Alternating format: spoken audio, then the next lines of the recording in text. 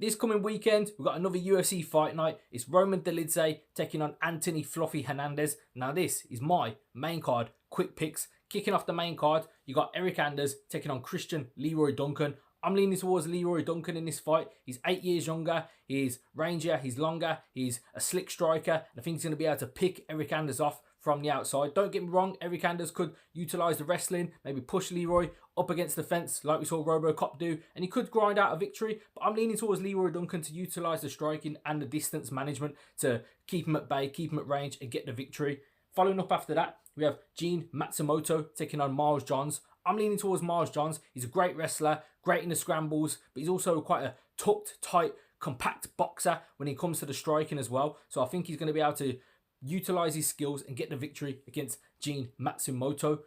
Afterwards, we do have Andre Touchy Philly taking on Christian Rodriguez. I like to call Christian Rodriguez the prospect killer because he gave Raul Rosas Jr. and Austin Bashi their first losses, who are both, highly touted prospects, especially at the time, undefeated at the time as well, but he gave them their first L. So, yeah, do like Christian Rodriguez, but I'm leaning towards Andre Philly in this. He's got a 2.5-inch reach advantage. He's also got about 3 inches in height over Christian Rodriguez as well, and he's a great striker. I think he's going to utilise his skills in the striking to keep him at range, keep him at the end of his punches, end of his kicks, and he's going to get the victory through that.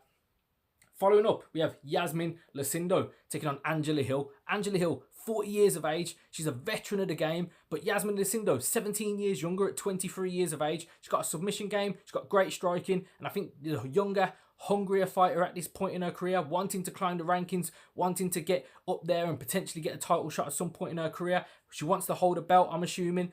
I think she's going to get the victory over Angela Hill and get that scalp on her resume. But then in the co-main event, we have Odi Osbourne taking on Steve Erceg. Steve Erceg on 3 losses in a row to Pantoja in the title shot, Kai Kara France and Brandon Moreno. Whilst Odi Osbourne is his first real step up to that upper echelon division, get high upper in the rankings. He's kind of been bouncing around quite some time now, but I'm backing Steve Erceg to bounce back from 3 losses in a row and get the victory over Odi Osbourne. The main event, we have Roman Dolidze taking on Anthony Fluffy Hernandez. I'll be honest, straight off the bat, I'm leaning towards Roman Dolidze. And don't get me wrong, I love Fluffy Hernandez. I think he's a great guy, great character, good fighter. And my only problem is, I only see his one path to victory predominantly being in his submission game. We know he's great at jiu-jitsu, but Roman Dolidze, he's built like a tank.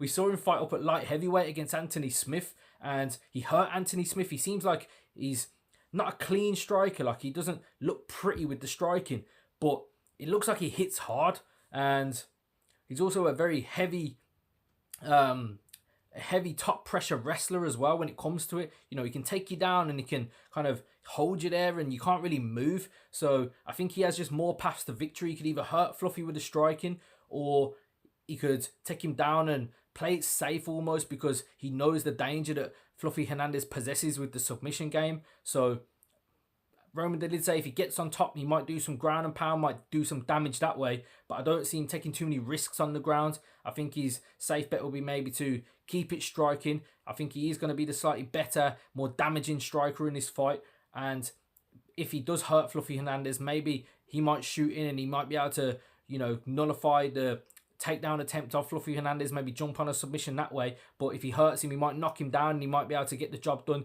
finishing off with some ground and pound. So I just see more paths to victory for Roman Dolidze, and for that reason, I'm going to back him in this fight. But let me know your thoughts on this card.